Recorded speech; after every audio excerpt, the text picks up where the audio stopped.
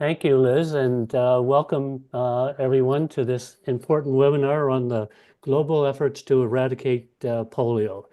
It's a privilege to bring such a great group of distinguished polio chairs, ambassadors, and people interested in polio eradication together with a lot of experienced experts in the field of polio and our Rotary leaders in zones 28, 32, and joined by our past president, Ian Risley. Welcome, Ian.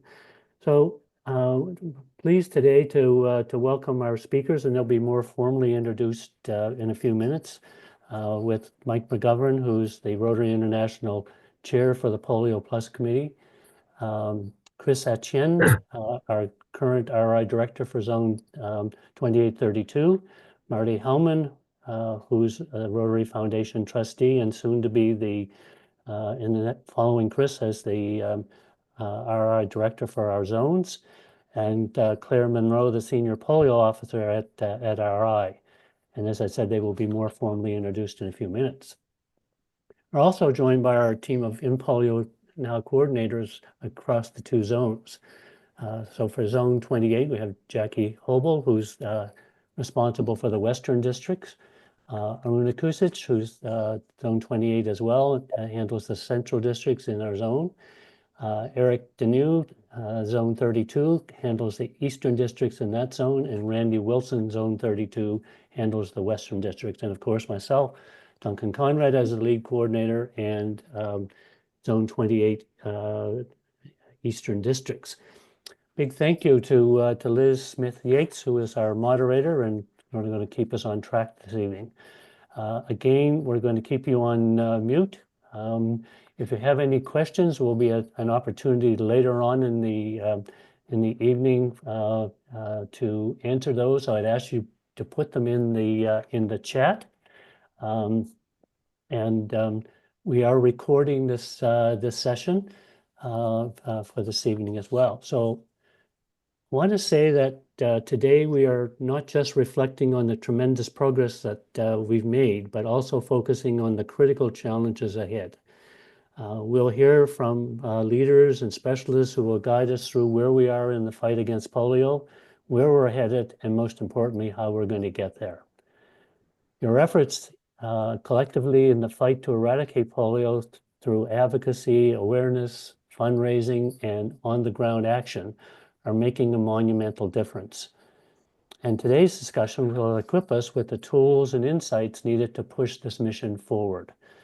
Thank you for your dedicated commitment to ending polio once and for all. Let's work together, learn from each other, and continue this vital journey towards a polio-free world. So thank you, and let's begin. And I'll begin by introducing our first speaker this evening, and that will be Marty Hellman, who is the current Rotary Foundation trustee, and as I said, will be the incoming RI Director for Zones 28 and 32. Marty served on the Rotary Foundation Peace Major Gifts Initiative and its predecessor committee for 6 years, culminating in the chairmanship in 2021. She served as the international training leader at the 2018 and 2019 International Assemblies, and as the training leader support at the virtual 2021 Assembly. Marty has been involved in many other Rotary programs and experiences and has received numerous honors, too many to mention at this point in time. Marty is the president of the Otto and Fran Walter Foundation, a small humanitarian not-for-profit that made history in 2021 when it inked a gift to the Rotary Foundation to completely fund a new peace center in the Middle East and Africa. That peace center is on track to open in 2025. A passionate polio champion, she will bring us the perspective from the Rotary Foundation. Over to you, Marty. Thank you so much, Duncan. I appreciate it. I have to say that Mike McGovern and I are both in District 7780, but we very, very seldom see each other here at home in Maine. We usually see each other when we're both out on the road someplace. In fact, I've been seeing more of Ian on Zoom than I have of Mike lately, because Ian and I have been doing some work on the next Peace Center, which will be coming along in a few years. But I was asked to speak here about how the Rotary Foundation is supporting polio eradication. And of course, the answer is a very simple one, that as long as the need lasts, polio eradication, Polio Plus will be Rotary Foundation's #1 priority. 2 comments about that. First is that it started as a club project. And it's important to remember that everything at the foundation, even our #1 project, started at the club level. And the second is that I guess Bill Gates is no longer the richest man in the world. I don't know where he falls in that category, but he's pretty darn rich. And when he decided he wanted to do something about polio eradication, there's lots of things he could have done. The most straightforward one would have been to call down to, the executive floor and get an office started. Instead of that, what did he do? He wrote a check to Rotary. And I think that that's something we can all emulate. Our commitment, of course, is to the children of the world, is to raise $50 million US every year. And we break that down further, 35 million in club cash and $15 million in DDF. The 35 million club cash did not come out of thin air. We ask every club to contribute $1,500 US. Some clubs are small, some are large. And for some, $1,500 is just about their total budget. So I think it's important to consider it a goal. And I think that the message is really that all of us should contribute something every year. And our Polio Plus societies have really brought that home. Excuse me, the trustees made the decision that the Polio Plus societies would be a district program, not a global one, because the value of money is differently around the world.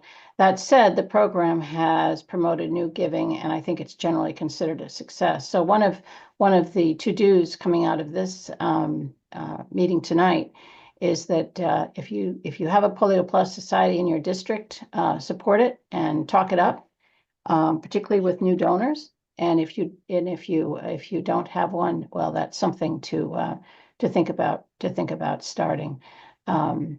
But just as important, of course, to reach the $50 million goal is the $15 million in DDF. Rotary asks each district to contribute 20% of its DDF to polio eradication. And even if your district can't afford to do that, again, the point is to make it a priority and to do something. Mike McGovern will be at the International Assembly again this year to answer questions. He'll be at the Polio Plus booth and to accept your governor-elect's pledge for DDF donations. And I'm sure he'll talk more about this tonight, but my ask is that you take the time between now and Assembly, which starts late this year. It starts February 9th, to speak to your governor-elect and your foundation chair and your foundation committee and work together on your district's Polio Plus pledge so that those numbers will come in February as they should. And I want to share what I think is good news. As I expect you know, back in 2021, the trustees were concerned about the amount of DDF that was unspent from year to year. That number was over $42 million of DDF being carried forward, and they came down with a deadline for getting it spent. The good news is that a few months ago in October, at our October meeting, we changed the rules a little bit so that, yes, if you're starting a new program with that DDF, which means a district grant or a global grant, yes, you have to use up this year's DDF before you can use the carryover DDF. However, if what you're doing is transferring DDF from one fund to another, for example, into Polio Plus, you can do so from the old carryover DDF, even though you haven't spent down this year's DDF. So I hope all those sentences using DDF make sense. But the point is that your foundation committee at the district level can look and see if you have any holdover DDF and write a check with that DDF to polio or to any of the areas of focus or the peace centers. But this is a polio event, so let's talk about the polio one. and can make that allocation at the IA. We're hoping that will both spend down the DDF and, more importantly, get it to where it can do a lot of good. And that, of course, is eradicating polio. So with that, I'm not sure if we're taking questions along the way or if we're waiting till the end, Duncan, but I appreciate the opportunity to share that story. Thank you, Marty. The answer to that question is we're asking people to put their questions into chat, and we'll get to them at the end. And I know from our earlier conversation that you may have to leave early, and so we really do appreciate you spending a few minutes with us, sharing your insights around what the foundation is doing and your passion and commitment to a polio-free world. So thank you very much. Thank you very much. We'll now call on Jackie Hobel to introduce our next speaker, Chris Etienne.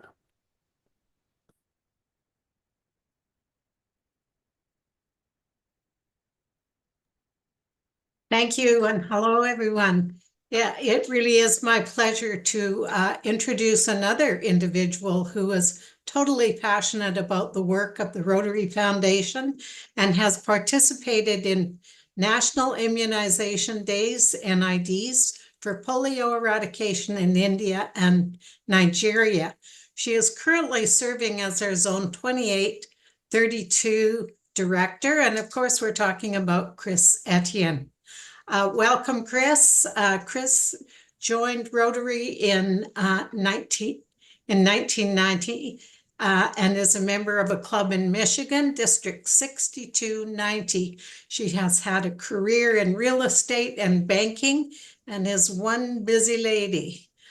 Chris, over to you. Welcome. Thank you, Jackie, for that introduction. I really appreciate it. And to Duncan and Jackie and the entire End Polio Now team, thank you for the invitation to be here today. This is an incredible, hardworking team. I continue to be impressed over and over about how much work they're doing to support the clubs and the districts in zones 28 and 32. So thank you so much. And thank all of you for taking the time to be here today. Because you are here, I know that you are passionate about this initiative of ours to end polio now around the world. And I appreciate you being a champion, being an advocate, and helping raising funds to get the job done and cross the finish line. Like many of you, my life has been impacted by the opportunity that I had to give the polio vaccine to children ages 5 and under in both India and Nigeria.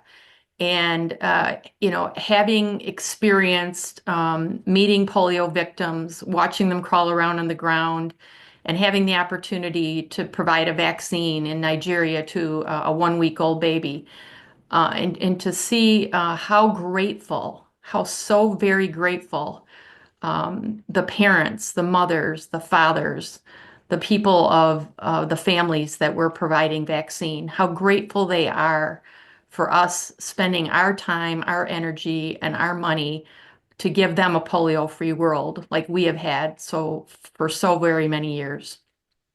So I appreciate you continuing to be a champion for this initiative. Getting down to the end, we probably have the hardest work ever to get the job done. And it's just so important to continue educating all of the members in our districts and our clubs about polio. Sometimes we hear people talk about polio fatigue, but every time I have a chance to speak with Rotarians, they ask about what is the update? Where are we now? What are we doing? So people are interested in supporting this effort until we get the job done. So it's so important that our district chairs and our End Polio Now club chairs are continuing to educate the members about how important it is to continue to be an advocate and to help raise money. As Marty said, it's really important for us to continue working with our district leaders on having them donate their district designated funds. And it was great news that the trustees made the decision that if they want to donate DDF, they can take it out of their carryover. So that was a very important decision that we're very excited about. And when we talk about our goal for every Rotary Club in the world to donate at a minimum $1,500 US to this initiative, it's not just about the money. To me, it's so important that it's an opportunity to create awareness in all of our communities about what Rotary is doing to help eradicate polio around the world. So I'm a strong advocate of encouraging our clubs to have a fundraiser that involves their community and not just their members. And there are so many creative fundraisers that we've heard of over the years.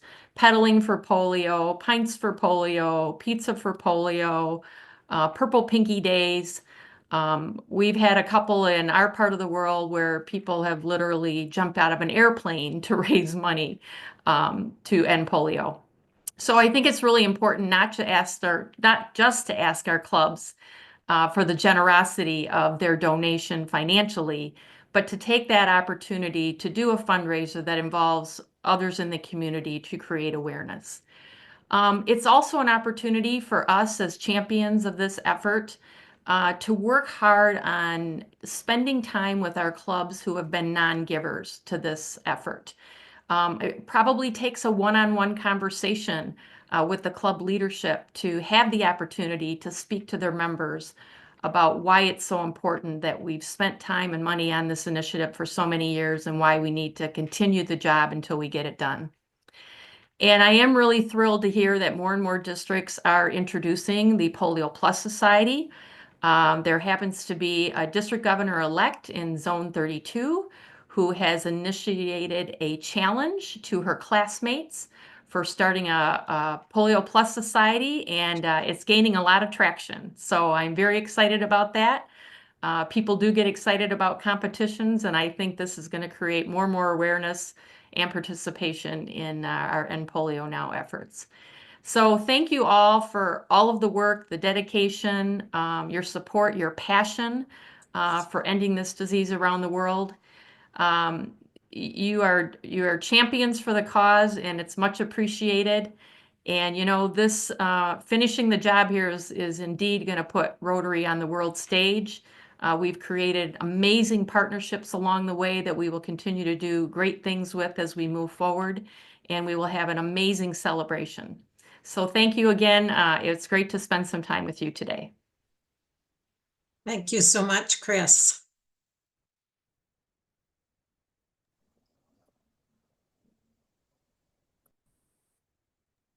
So, good evening, everyone. It's my honor to introduce our next expert, Claire Monroe, who is the Senior Polio Plus Engagement Specialist at the Rotary Foundation of Rotary International.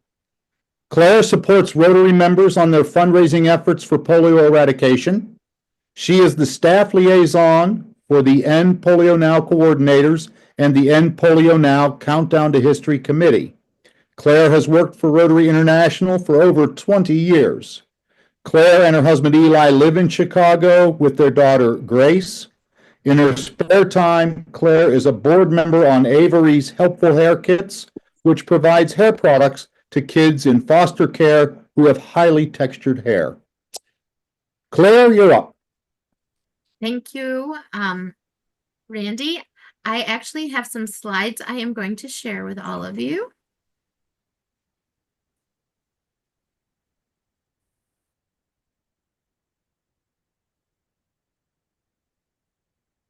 So as was covered previously, our fundraising goal is to raise $50 million for polio eradication each year. This amount is then matched by the Gates Foundation 2-to-1. We are looking for individuals to give at any amount, for clubs to do $1,500 or more per year, and 20% of DDF, which is matched 50 cents by the World Fund. And this is how the two zones are doing so far this year. I would like to congratulate you all on being up, both in cash overall, and in addition, as well as in cash giving to Polio Plus. So this is through 31 December. As you can see, the numbers are looking really great for your 2 zones. And then I have some information about club participation.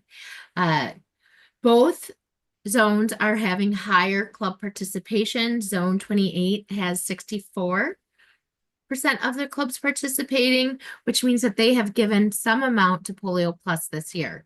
This participation number does not include if they had a World Polio Day event, but have not given. And then zone 32 is up as well. Both, or actually zone 28 is down a little bit, about even. But then the great news here is that we are seeing an increase in the number of clubs who have given to Polio Plus at the $1,500 level early.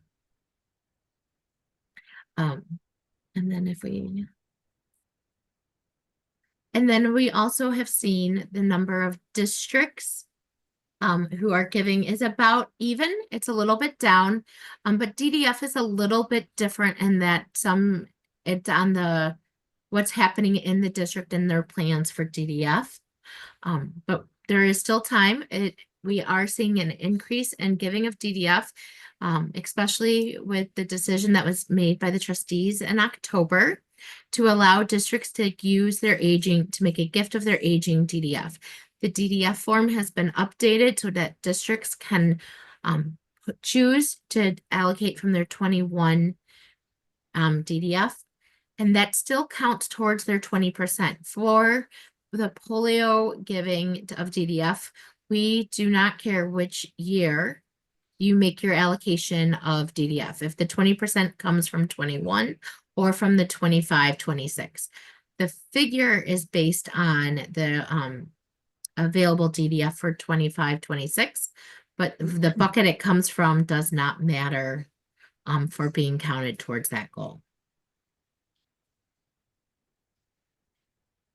And then I wanted to provide some easy ways that you can help to meet your fundraising goals. One being the Polio Plus Society. There is information on Facebook. There's a Facebook group page called the Polio Plus Society, where you can see what other Rotary members are doing throughout the world. We also have a toolkit that can help clubs and districts get started on setting up a Polio Plus Society. Now, as Marty mentioned, this is a district-led initiative. And some of the benefits of being a district-led initiative is that it can be $100 Canadian, it can be $100 US, it could be $100 Australian, and the amount does not have to change in it based on fluctuations of currency. So the nice thing is it's 100, whatever the amount is chosen, it stays that amount. And each club or district could choose the amount they want it to be. The normal is about $100, but there are some clubs that have chosen 75, some have chosen 250. So every area can pick the amount they want based on what works for their region. And then another tool that's available to help clubs and individuals with their fundraisers is our peer-to-peer fundraising platform, Raise for Rotary. It has great use during World Polio Day. There were over 250 fundraisers set up on Raise for Rotary for World Polio Day. I have a few examples up on the screen. And the nice thing about our peer-to-peer platform is that you can ask your friends, your family, your fellow Rotarians from a different club to support your fundraiser. And you will see how much money you have raised. But your fellow Rotary members receive their recognition credit, they receive their tax receipt, and it gets credited to their account. Unlike a Facebook fundraiser where we don't know, we receive a check from the Facebook Foundation, we don't know who the individual donors are. Here we are able to know who the donors are and provide the proper credit for their account and tax receipts.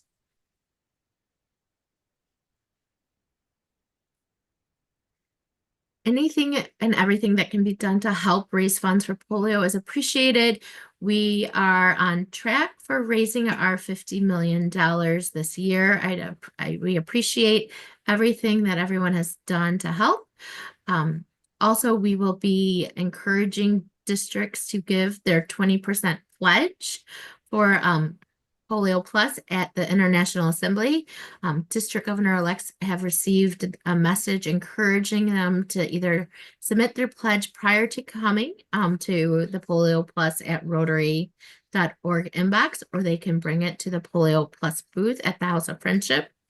And you may wonder why we ask districts to make a pledge. I will say that last year, we had 95% of those districts who made a pledge at the 2023 International Assembly fulfilled that pledge. So it helps us to know how much DDF we're going to start the year off. And districts that make a pledge tend to fulfill it. And so it's a nice way to encourage districts, and it also helps them to plan for their year if they know exactly how much money they're going to be giving to Polio Plus before they start their Rotary year. And I will be on for any questions later if there are any. If you have questions for Jackie, please put them in the chat area. And I'm going to hand off to Eric Deneau. Eric. Yep. Thank you, Randy. Thank you, Claire. It gives me a great pleasure to introduce our next panelist, Mike McGovern. He really needs no introduction because I believe everybody on this screen probably knows him quite well.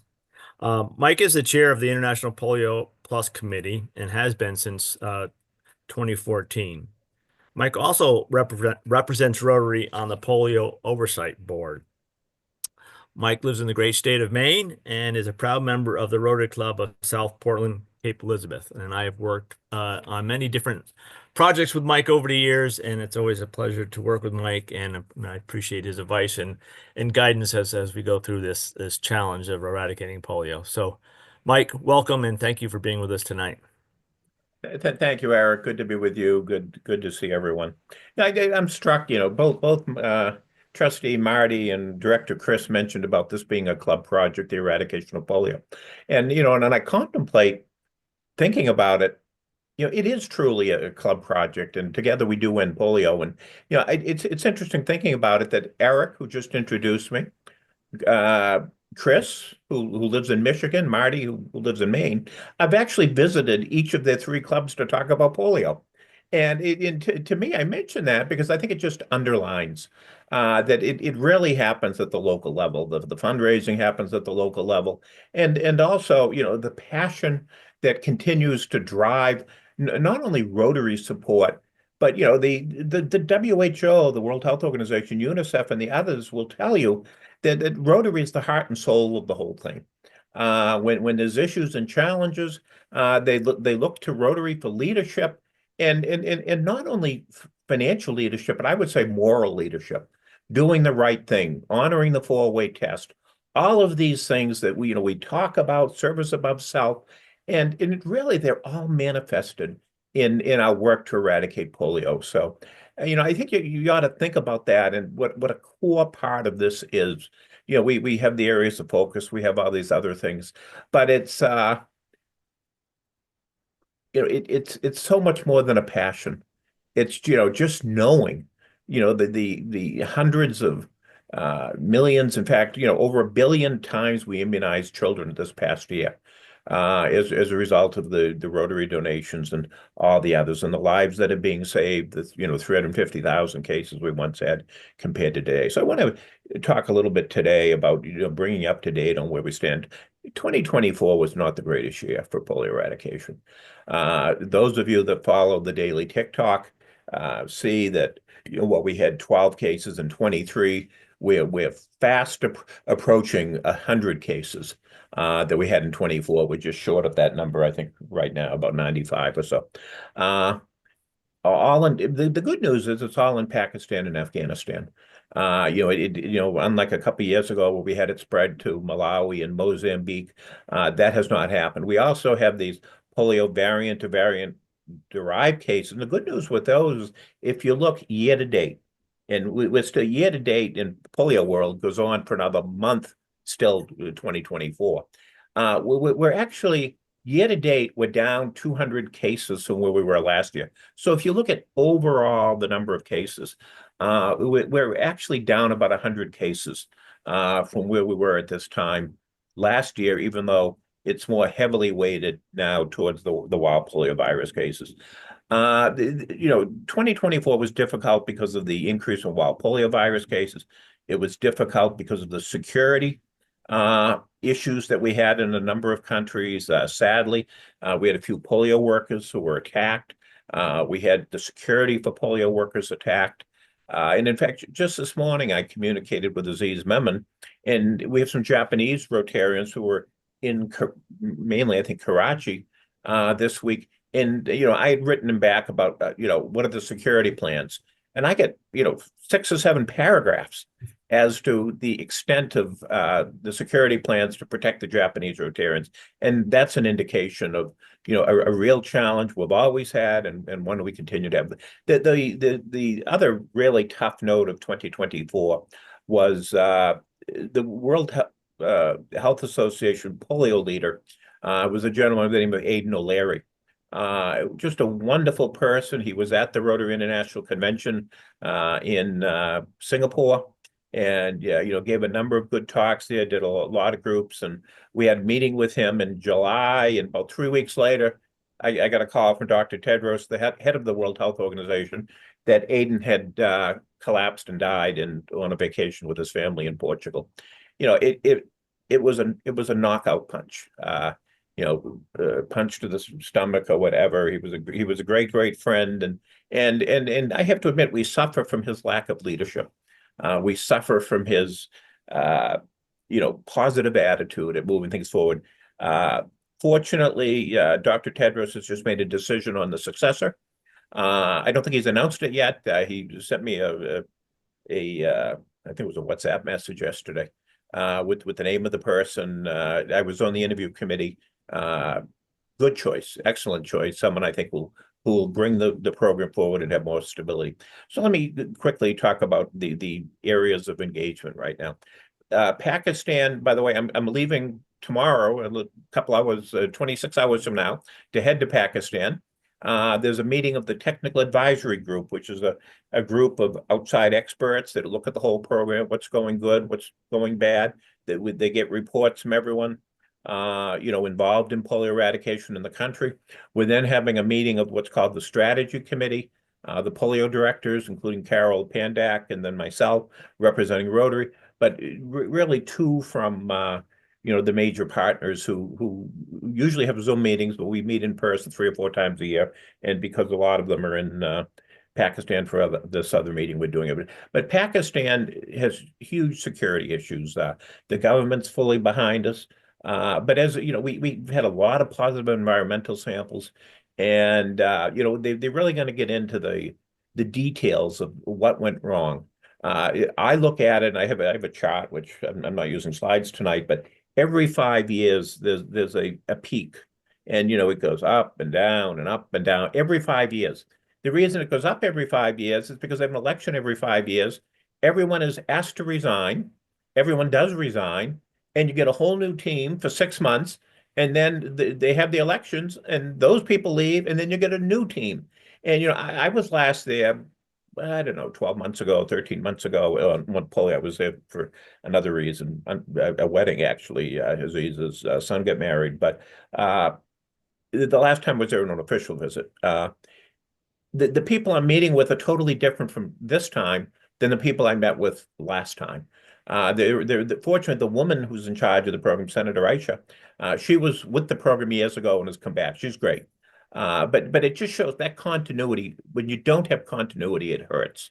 And the other thing is, because of that, and I think other reasons, they took their eye off the ball in Baluchistan. Plus, you had all of these people who moved back and forth from Afghanistan and Pakistan, spreading the disease back and forth.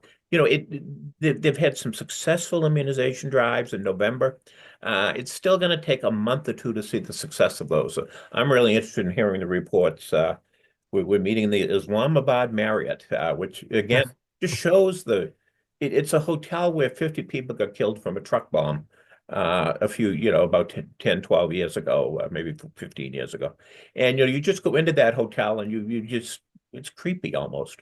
Beautiful hotel, but it's almost creepy. I don't stay there. I stay somewhere else, but it just shows the danger that's there. But I'm cautiously optimistic. But we have Afghanistan next door. Afghanistan, the Taliban was working with us great. Everything was fine. And then, the Taliban strongest in Kandahar, which some of us remember here from the war. That's the Taliban stronghold. That was the only place in the country where we didn't have house-to-house vaccinations. But now they're in charge, and because they're in charge, we now have house-to-house virtually nowhere. We had a big national immunization day towards the end of the year, calendar year, and we missed 1 million children. 20% of the kids under the age of 5 we missed. It's something needs to happen there. Also, their attitude towards women, in my view, is abysmal. They, basically said at the same time they said there couldn't be any polio, that women couldn't work outside the home. So it's problematic, and on Afghanistan and that there's no answer yet. While other parties who are influential have tried to impact it, we just don't know. In the meeting they're having a meeting in Kabul, actually, maybe over the weekend of Monday and Tuesday. The other meetings are Tuesday, Wednesday. But anyway, they're having some meetings in Kabul. It'd be interesting to get an update. We don't go to, Rotary doesn't allow me to travel there, and I don't think I'd go anyway. But it's not the safest place, and the attitude of the government just isn't positive. That's worrisome. But it just shows the need that we really need to get Pakistan squared away. In the polio variant cases, which are mostly in Africa, those are declining. They're declining quite a bit, but they're still in too many places. One of the reasons they're still in a lot of places, but we're not getting as many cases is because we're using this new or novel oral polio vaccine. We've now given well over 1 billion doses of that. That new vaccine in Africa, it's probably 90% of the doses of the vaccines that we use. So that's very positive. Overall is as I take an assessment on January 16, 2025, it's hard to believe we're still at it, but we are. But Rotarians have just amazingly stuck with it. I think they know intuitively how important this is, not only for the credibility of the organization, but most of all for the children of the world. It's if you don't get control of it and keep control of it and get it done, there can be hundreds, of thousands or millions of kids who are going to get it. We're also continuing to deal with political controversy.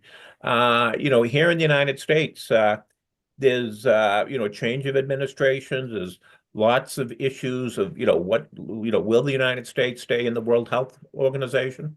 What will be Robert F. Kennedy's approach, who's going to be the Secretary of Health and Human Services? What's the status of the $260 million that we fund?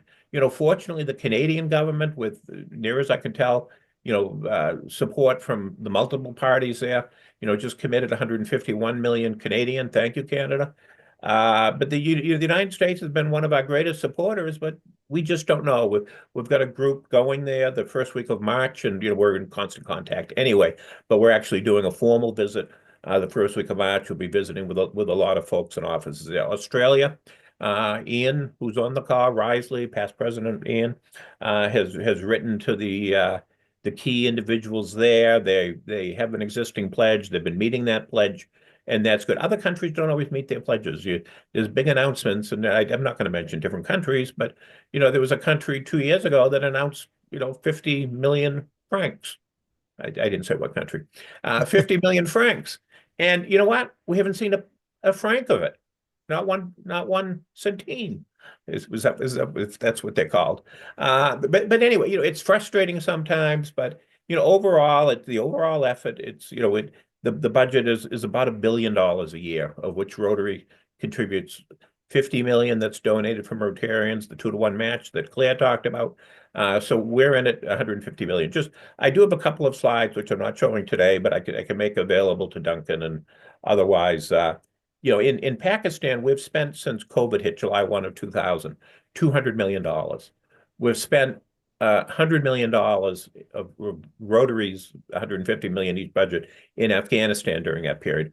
We spend more money than anything else is on outbreak response to all of these countries in Africa. I think that's important. But again, all of this happens, together we end polio. It happens because of the club efforts. It happens because so many of you share such passion for this. So I want to thank you. I want to particularly thank Duncan for his leadership in putting together today's event, and I'm happy to answer any questions you may have. Thanks, Duncan. Thank you very much, Mike. Thank you, Mike. Mike, we do have some comments and a few questions in our chat box. And Joan Hunter from 7040 has mentioned that one of the things that Aidan O'Leary mentioned in 2023 was that eradication does not equate to elimination.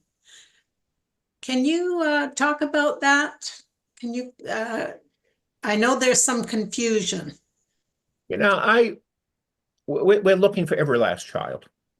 We're looking to eradicate totally. We're looking for no wild poliovirus cases anywhere in the world. We still have, I asked about it about a month ago. We have 6 people in the country who are referred to as shedders, who have immune systems that, they still have polio in their systems, they shed it. So there still will be a little bit of danger, but the goal is to get rid of it, to get rid of it. You never know. We have individuals. I just found out something else about 6 months ago. My godmother, who was 12 years old when she was my godmother, she's still young and healthy as I look at her, 80-ish, but she told me her brother, my mother's first cousin, has post-polio syndrome. He never knew he had polio as a kid. Mm-hmm. So, if we're still going to get polio from some of these post-polio cases from people that had it decades and decades ago and weren't ones that manifested symptoms, and now they're beginning to manifest symptoms. So the goal is 0, very clearly. Yeah, thank you. I know one of the things we're doing in District 5370, the current district governor is bringing together some polio survivors. And, those who contracted polio in the 50s, both in Canada and in the US in particular, have stories to tell. And, I think that we need to track down those stories and document them. Anyway, past RI President Ian had a question about Germany. Wondered if you would comment on Germany. Yeah, thanks, Jackie. What Ian is referring to is we've seen some positive environmental samples of late in several different places in Germany that have shown the presence of the polio variant virus in the water. We had a call last week of the strategy committee of the Global Polio Eradication Partnership. We talked about it. The general thought on it is that yes, someone is carrying polio, and maybe a number of people, but because of the very high rate of immunization, not only in Germany but a few other places where we've seen this, it's not expected to be a major concern or an issue. It's and that's where we get into the conversation how many shedders there were, and maybe it was one of these shedders. This is shedders, SHEDDERS. My main accent, sometimes words get lost. But it's the general thinking is it's every concern. I would mention too that Germany uses IPV, that they don't use OPV, oral polio vaccine. They use the injectable inactivated polio virus. And so, most people aren't going to be susceptible, and it's you don't like seeing positive environmental samples, but at this point, it's not a high level concern. Right, right. Just a comment, and I'm sure a lot of you saw Lauren Calder's comments in the chat box about all the fun possible polio events that can be hosted. We're all ramping up for Calgary, and I hope everybody's registered for Calgary. I've talked to District 5360 polio coordinators there, and we're pretty sure they're online for a big pancake breakfast with the polio theme. Those plans are evolving. And there's a number of other Petals for Polio events that cycling events that will converge in Calgary. So building some excitement for Calgary.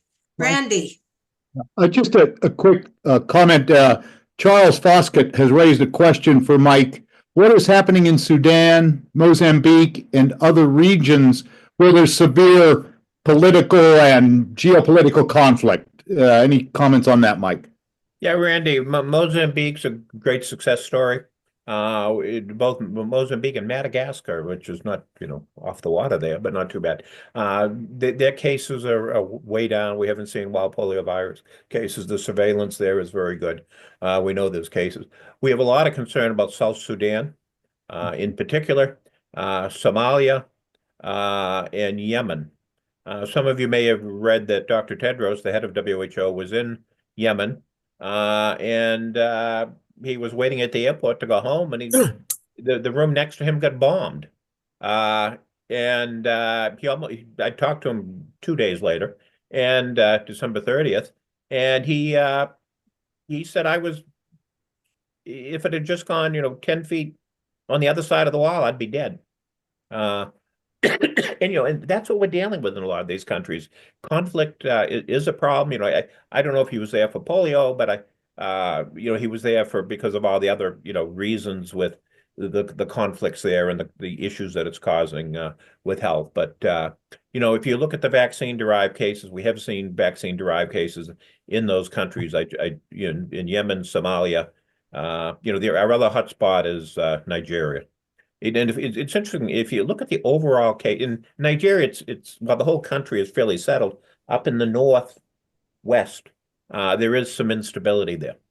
And we actually had more overall cases of all types of polio in Nigeria this past year than we did in Pakistan, which is interesting. Do you want me to do the question on can we rely on the information from Afghanistan? Yes, please.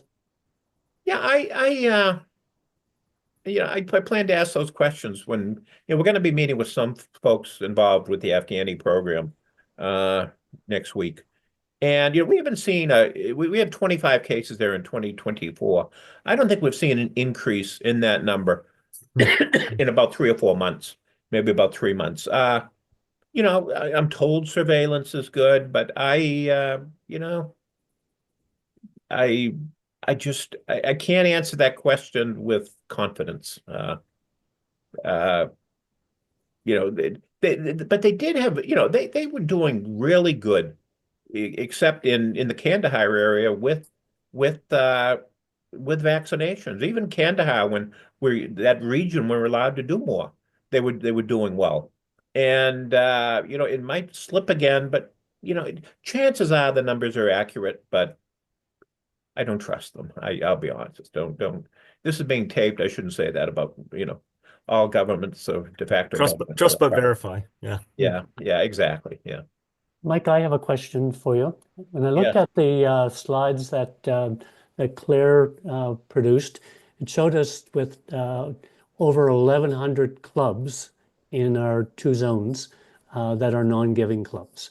So for the people that are here who are really keen at getting their clubs involved, any advice as to how we can get these folks on stream? every district should have a district polio chair. Every district has a foundation chair. I would encourage, clubs are still always looking for programs, be they virtual or in person. Every club every year ought to have an update on polio. And let them know about the Polio Plus Society. Let them know about the progress being made. Let them know the importance of it, and basically, most important, how children are being impacted. And we just, so some of these clubs are not very big, but I was looking for my own district, and there are clubs that just really disappointing. They haven't given anything yet this year. There's non-giving clubs, and the district polio chairs need to look at those lists and do something. And the same thing with annual giving. Some clubs just don't believe in giving anything international. But to me, the world gets smaller every day. And if we don't take care of these issues in South Sudan and Pakistan, Afghanistan, polio will come back. I think, Mike, if we speak at our president-elect seminars, our president training seminars. I think that's big. So we're in front of all the president-elects. I think it's a good opportunity for all of us to talk about being involved and contributing. Or the assistant governors, Eric. Correct. Yes, of course. They're letting you do that this year, I hope. No, they got me doing something else. Oh well. They're trying to spread me all over, Mike. So well, they fired me from doing that too. So, Mike, there's another question. Oh, go ahead, Randy. There's a question about any updates on concerns in Gaza. I know they had the big dates for immunizations, 2 months ago or something. Or is that an ongoing concern, or what do we know about Gaza? Gaza is doing well. The immunization programs that they did were enormously successful. In the darkness of the last 400 days, it was the one bright spot, was that they were able to get in there and to do polio immunizations. I think what's most important in Gaza is that there's a community of people there that understand the importance of immunizations, and they don't, with everything problems and all the other issues they deal with, they have not been having. They don't want their kids coming down with polio. So I remain very optimistic on Gaza, and obviously with the ceasefire holds and things beyond that, there should be brighter days ahead. But it's going to be an area of instability. I was looking. We have a polio committee meeting in the end of January, in a couple of weeks, and the IPPC, and we get a list of priority countries, and which ones are most susceptible. And two of the ones that aren't on the list are Palestine and Syria. Go figure. It's even Syria, when there was all sorts of fighting going on there, we were still, the government and the opposition was still working together on polio. Mike, there's a question from Ingrid, our foundation coordinator. And she wants to know, with our experience this year, what will be the new end date? Is it still 2026? I used to say, and it's one thing I've get proven wrong on a lot of stuff, but one thing I've got proven right on is that the disease doesn't understand the concept of the Gregorian calendar. The virus doesn't. It's there's still hope that the end of this year, that we have a chance in Pakistan to get it down, and there's a debate internally within the partnership of, should the greater focus right now be the polio variant or the endemic case? And my position is we got to equally, we got to go full on both. But yeah, the deadlines have been extended out from 2 years from what they were, back a couple of years ago. I think we were hoping to have no cases by the end of 2024. And we got to get this done. There's so many. One, there's still kids suffering, there's still parents suffering, and secondly, Rotary's got so many other things that it can do and should be doing. There's a lot of people, want to know what comes after polio, and I don't know what comes after polio, but I know that Rotarians are ready to complete polio, but they're also ready to move on to other things, and we got to get this done. Thank you, Mike. I'll ask Eric to give you a little thank you. Yeah, Mike, thank you as always. It's always good to be with you and have you with us to give us the down and dirty of where we are and where we stand. I know everybody on this call is passionate about getting to that finish line, and we thank you for all your efforts and advice and information that you share with us. So thank you, Mike. So I'll just ask the speakers collectively if they have any wrap-up comments or that they want to make. Yeah, Chris? Duncan, it's Mike again. I noticed Beta had some comments about Rotary wasn't included in some pictures of immunization drives. Usually they use our coolers, a cooling chest, and the Rotary logo shows up there. But sometimes in some of these countries, the people we're trying to get at, to get to, the Rotary symbol means nothing to them, or if it does mean something, it's some sort of Western outfit. So they're more likely to have logos about in Urdu and the native language and try to be lower profile. But Rotary, particularly in Pakistan, we are recognized. I don't think they know us from and they talked with the health minister of Afghanistan a couple of years ago, and he didn't have any clue about what polio was, but or about what Rotary is. No, so I just want to thank everyone. It's wonderful to see the support from across all the folks on the call, even from Australia. See people like Dave Andrews, who organizes an event every year, and so many other friends. I see that we had about 70 so on the call, and people can say there's polio fatigue, but it's the frontline workers. I'm so impressed with them, and I consider Rotarians frontline workers as well. Thank you, Mike. It's amazing what they accomplish. Chris or Claire, any last comments? I would just like to say briefly, Mike McGovern, you are amazing. Thank you so much for leading the charge with this effort. It's just so impressive, and your dedication is inspiring. And I just want to thank everybody again for being a champion for this cause and to help us follow through with our promise to the children of the world to be polio free. Thank you so much. Thank you, Chris. Claire? I just want to thank you all, and feel free to email polioplus@rotary.org for any information you might need, and we'll be happy to provide it for you. Also, just to note that the data provided in my slides was comparing 31 December to 31 December 24 to 23. So there you probably have a lower level of non-giving clubs if we were to compare 30 June to 30 June. So we'll see what the final number looks like at the end of the Rotary year.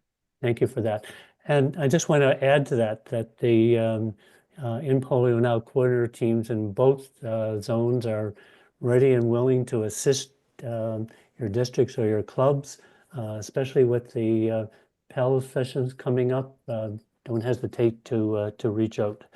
So as we come to a close of today's sessions, I want to take a moment to thank our speakers for their insights. I want to thank the team for their effort to put this session together. I want to thank Liz for her support as our moderator. And I want to reflect on the powerful discussion that we've had this evening. As Mike was commenting on, you often hear that there's a little bit of polio fatigue, but you can see the energy and hear the energy in the passion from the speakers, and you can see it in the questions that are being asked. The road ahead may have challenges, but it's a road that we can navigate if we stay united, determined, and focused. Every day we move closer to a polio-free world. and each one of us plays a vital role in that mission. Process that we've made, or the progress that we've made so far, is inspiring, but we cannot afford to slow down. Vaccinations, awareness, global cooperation will continue to be the pillars of our success. Let's take what we've learned from this evening's sessions. Let's channel that into action.